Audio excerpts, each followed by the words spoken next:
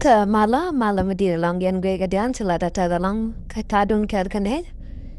Te larma pan mugan evine naga yakel ke jana muga long. Ei kona tukon ke jana medit lut kona long. Wuda macha jain lat ko kosta sudan long ka kanete konte nongo kumurar. Nika jalam nuwal. Jante karan mi lat kara jama aran muga long goro bine bi bine kamye ka bia ling kanekel. Jantara ya galong ka kora ya misera ya lada mi to bine mandane lar bine ko laria bine ko lamaten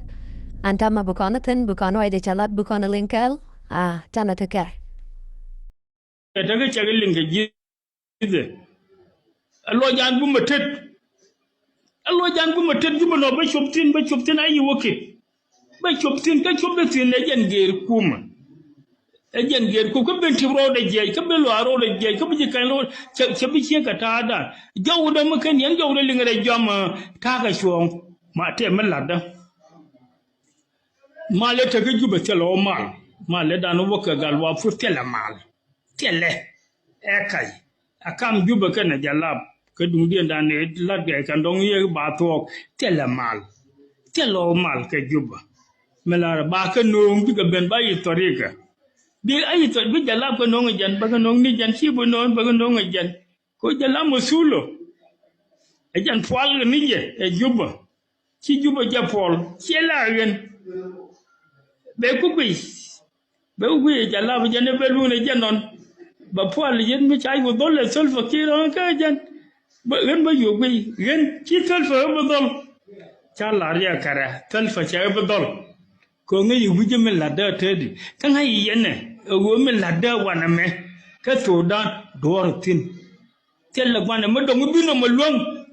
ba long ga shod ko da ga shod ko nuor ga shod ko junu ka lat kun ko lo jun la di ba pante de da ba gwata de da gwalong che video wandit ke video general te top tera malinga nawa anja la da point da wandit chatang wan chagalat cherga masya galingo gwandi de jana to yen palaroping mukan yen daw dalinga te malada ngai je ta ga chong ko kan dien ko nora moda kel ta ga nora